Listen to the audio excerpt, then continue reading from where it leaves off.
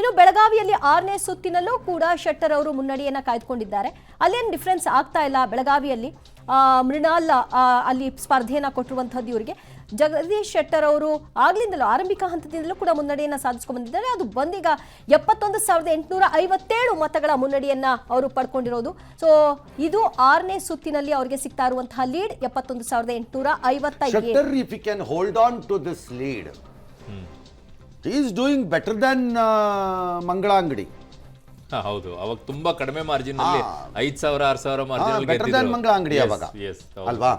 C look at Udupi Chikmagalur ಕ್ಷೇತ್ರ ಕೋಟಾ ಶ್ರೀನಿವಾಸ ಪೂಜಾರಿ 1 ಲಕ್ಷ ಮತದ gap ಬಂದು ಕೂತಿದ್ದಾರೆ ಆಗ್ಲೇ.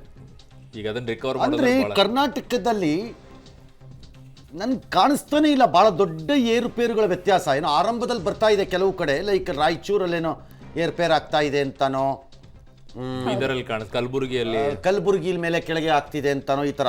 ಅದು ಬಿಟ್ಟರೆ ಟ್ರೆಡಿಷನಲ್ ಸೀಟ್ಸ್ ಆಫ್ ಬಿಜೆಪಿ ಏನಿದೆ ಅಲ್ಲಿ ಏನು ವ್ಯತ್ಯಾಸ ಆದಂಗೆ ಕಾಣಿಸ್ತಾ ಇಲ್ಲ. ಹೌದು, like Uttara Kannada 1 lakh lead, Udupi Chikmagalur 1 lakh lead, ಹೌದು, ಎಲ್ಲ ನಿರೀಕ್ಷಿತ ರೀತಿಯಲ್ಲೇ ಸಾಗ್ತಾ ಇದ್ದಾರೆ ಅವರುಗಳು. ಅಲ್ಲಿ ದೊಡ್ಡ ವ್ಯತ್ಯಾಸ ಇಲ್ಲ. ಹೊಡಿತಾ ಇರೋದು ದೇಶದ ಚುನಾವಣೆ, ಇದು ಕರ್ನಾಟಕದ ಅಸೆಂಬ್ಲಿ ಚುನಾವಣೆ ಅಲ್ಲ. ಇದು ದೇಶದ ಚಿಂತನೆಯನ್ನು ನೀವು ಮಾಡೋದು ಅಥವಾ ದೇಶದ ಬಗ್ಗೆ ನೋಡೋದೇ ಆದರೆ ಹೊಡಿತಾ ಇರೋದು we should watch out for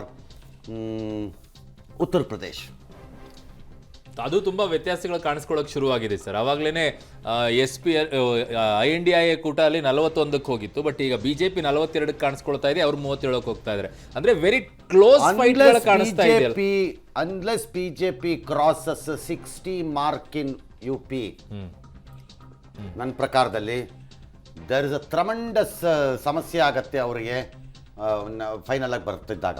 ನಂಬರ್ಸ್ಗಳು ಅವ್ರು 60ಕ್ಕೆ ಹೋಗಲೇಬೇಕಲ್ಲಿ. ಬಟ್ ತುಂಬಾ ಕ್ಲೋಸ್ ಫೈಟ್ ಇದೆ ಅಂತ ಕಾಣಿಸುತ್ತೆ ಅಲ್ಲ ಸರ್, ಈ ನಂಬರ್ಸ್ಗಳು ವ್ಯತ್ಯಾಸ ಕಾಣಿಸ್ತಾ ಇದ್ದಾಗ 41 37ಕ್ಕೆ ಹೋಗೋದು, 42 30 ಇರ್ಬೋದು ಪಾಸಿಬಲ್. ಅವ್ರು ಕ್ಷೇತ್ರಗಳಲ್ಲಿ ಕ್ಲೋಸ್ ಫೈಟ್ 60+ ಹೋಗಲೇಬೇಕು ಉತ್ತರ ಪ್ರದೇಶದಲ್ಲಿ. 70 ಅಲ್ಲದೆ ಇರ್ಬೋದು, 60 ಅವ್ರು ಇದ್ದಿದ್ದನ್ನಾರು ಹೋಲ್ಡ್ ಮಾಡ್ಬೇಕಲ್ಲ. ಇದ್ದಿದ್ದು 61 ಹೋಲ್ಡ್ ಆಗ್ಲೇಬೇಕು ಅವ್ರಿಗೆ, ಬೇರೆ ದಾರಿ ಇಲ್ಲ ಅವ್ರಿಗೆ. All right. ಸೊ 300+ ಅಂತೂ ಈಗ NDA ಕಾಣಿಸಿಕೊಳ್ಳುತ್ತಾ ಇದೆ. ವಾರಣಾಸಿಯಲ್ಲಿ ಮೋದಿಗೆ 13,000 ಮತಗಳ ಮುನ್ನಡೆ ಅಂತ ಹೇಳ್ತಿದ್ದಾರೆ. ಮೋದಿ ಅವರ ವಿರುದ್ಧವಾಗಿ ಅಜಯ್ ರಾವ್ 2ನೇ ಬಾರಿ, ಇದು 3ನೇ ಬಾರಿ ಸ್ಪರ್ಧೆ ಮಾಡ್ತಿರೋದು. 2ನೇ ಬಾರಿ ಸೋತ ನಂತರದಲ್ಲಿ ಅವರ ಅನುಕಂಪ ಇಲ್ಲಿ ವರ್ಕ್ ಆಗುತ್ತಾ? ಬೇರೆ ಒಂದು ಎಲೆಕ್ಷನ್ಗಳನ್ನ ಗಮನಿಸಿದಾಗ ಏನೋ ಸೋತ್ರು ಅನ್ನೋ ಅನುಕಂಪ ಇರುತ್ತೆ, ಆದರೆ ಇಲ್ಲಿ ಪ್ರಧಾನಿ ಅಭ್ಯರ್ಥಿಯ ವಿರುದ್ಧವಾಗಿ ಅವರು ಫೈಟ್ ಮಾಡ್ತಿರೋದು. ಅಲ್ಲಿ ಪ್ರಿಯಾಂಕಾ ಗಾಂಧಿ ಅವರು ಕ್ಯಾಂಪೇನ್ ಮಾಡೋ ಸಂದರ್ಭದಲ್ಲೂ ಹೇಳಿದ್ರು, ಪ್ರಧಾನಿ ಅಭ್ಯರ್ಥಿ ಅಂತ ನೋಡಬೇಡಿ, ಒಬ್ಬ ಅಭ್ಯರ್ಥಿಯಾಗಿ ನೋಡಿ, ಅಜಯ್ ರಾಯ್ ಒಂದು ಒಳ್ಳೆ ಸ್ಪರ್ಧೆಯನ್ನ ಕೊಡ್ತಾರೆ ಅಂತ. ಆಮೇಲೆ ಅಲ್ಲಿ ಇನ್ನೊಂದು ಕ್ಯಾಂಪೇನ್ ಕೂಡ ಆಗಿತ್ತು ಸರ್. ಅಜಯ್ ರಾಯ್ ಏನಿದ್ದಾರೆ ಅಲ್ಲಿ ಮಣ್ಣಿನ ಮಗ, ಮೋದಿ ಅವರು ಪ್ರವಾಸಿ ಅಂತ. 2 ಸಾರಿ ಗೆಲ್ಲಿಸ್ಕೊಂಡ್ಮೇಲೂ ಈ ಪ್ರವಾಸಿ ಮಣ್ಣಿನ ಮಗ ಮಾತುಗಳು ಅಲ್ಲಿ ಬಂದಿದ್ದು ಬಹಳ ಆಶ್ಚರ್ಯ ಮೂಡಿಸ್ತು. ಆದ್ರೆ ಈಗ ವಯನಾಡ್ಗೆ ರಾಹುಲ್ ಗಾಂಧಿ ಏನ್ ಮಣ್ಣಿನ ಮಗನ ಪ್ರವಾಸಿನೇ. ಮತ್ತೆ ಈ bogus argument let everybody stop. ನಿಮ್ಗೆ ಅನುಕೂಲ ಆದಾಗ ಮಣ್ಣಿನ ಮಕ್ಕಳು, ನಿಮಗೆ ಅನುಕೂಲ ಆದಾಗ ಚಂದ್ರನ ಮಕ್ಕಳು, ಮಾರ್ಸ್ ಮಕ್ಕಳು ಅಂದ್ರೆ ಪ್ರಯೋಜನ. And they have no meaning today. ಅದಕ್ಕೆಲ್ಲ ಮೀನಿಂಗ್ ಇಲ್ಲ. ತಕ್ಷಣಕ್ಕೆ ನನಗೆ ಅದು ಏನು ಸಂದೆ ಇದು ದೊಡ್ಡ ಪರಿಣಾಮವನ್ನು ಬೀರುತ್ತೆ ಇವಾಗ ಅಂತ ಏನು ಅನ್ಸಲ್ಲ. ಬೇಕಾದ್ರೆ ಬೀರದೇ ಇರಲಿ, ಫಲಿತಾಂಶನೇ. ಸೋಲಾದಾಗ 100 ಕಾರಣಗಳು, ಗೆಲುವಾದಾಗ 1000 ಕಾರಣಗಳು ಬರ್ತಾನೇ ಇರುತ್ತವೆ. ಹೌದು, ಅದಕ್ಕೆ ನಾವೇನು ಮಾಡಲಿಕ್ಕಾಗಲ್ಲ. ಲಾರ್ಜ್ಲಿ ಕುತೂಹಲ ಇವತ್ತು ಭಾರತದ ಜನರಿಗೆ ಇರೋವಂಥದ್ದು ಇಷ್ಟೇ,